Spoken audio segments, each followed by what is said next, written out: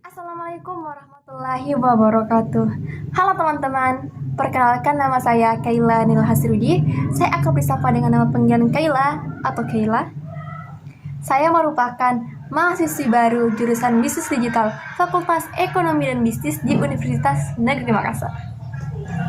Langsung saja ke intinya, jika saya terpilih menjadi salah satu penerima beasiswa Skillio tahun 2025 ini, saya berkomitmen memberikan 2 kontribusi dalam hal utama ini.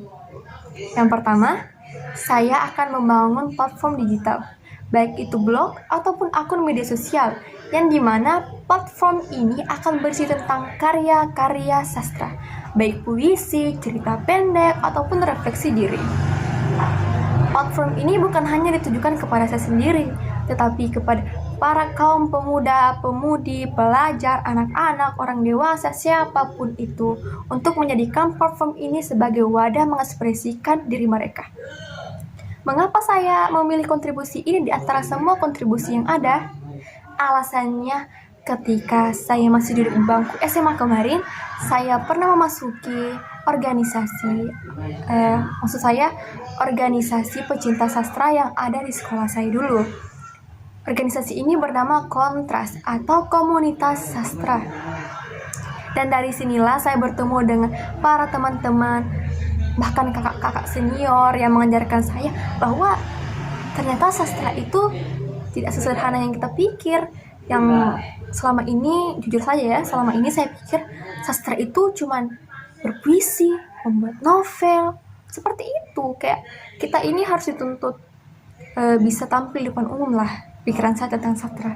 Karena sewaktu saya duduk di bangku SMA, saya pernah berapa kali mengikuti lomba puisi. Jadi saya pikirnya, oh sastra ini cuman puisi tok saja. Ternyata tidak. Dengan sastra, kita dapat mengungkapkan apa yang kita rasa, apa yang kita pikirkan, atau angan-angan kita di masa depan juga bisa kok.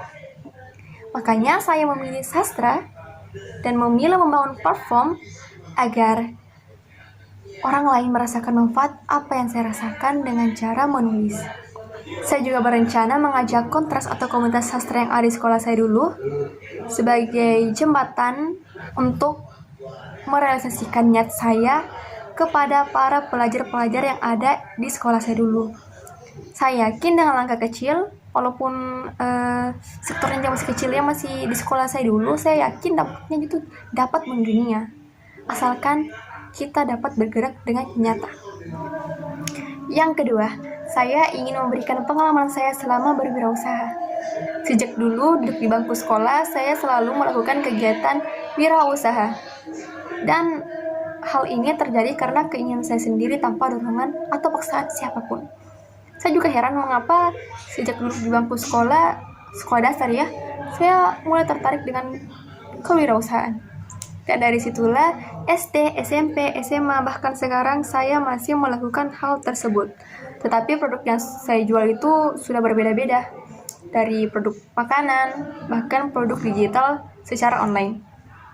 Saya ingin memberikan tips and trick kepada para pelajar, khususnya terutama para pelajar yang merasa malu dan gengsi untuk melakukan wirausaha. Saya merasa heran kepada pelajar anak muda yang merasa gengsi dan malu untuk melakukan hal ini. Padahal hal yang kita lakukan itu bukan hal yang salah dan tabu, tapi bagi mereka itu seperti apa ya? Mereka merasa malu dan gengsi. Saya tanyakan alasannya mengapa. Mereka hanya berkata seperti itu. Ih, malu kak weh. Nggak malu-malu kak saya begini. Masukku saya buami malumu. Kau tuh cari uang gini. Tapi bertemu deh. Mereka gitu. Oke, lanjut. Selain ke bidang kewirausahaan, saya juga tertarik di bidang desain. Terutama desain branding. Entah itu desain branding untuk diri sendiri, apalagi untuk bisnis. Saya menggebu-gebu dalam membahas bisnis ya. Ketar sekali.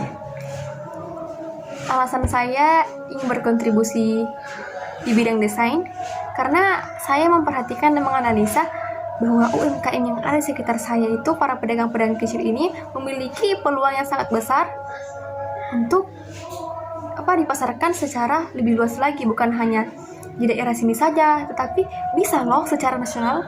Tetapi maksudnya kendala mereka yaitu tentang desain branding. Mereka kurang dalam hal tersebut dan masih gaptek dalam teknologi.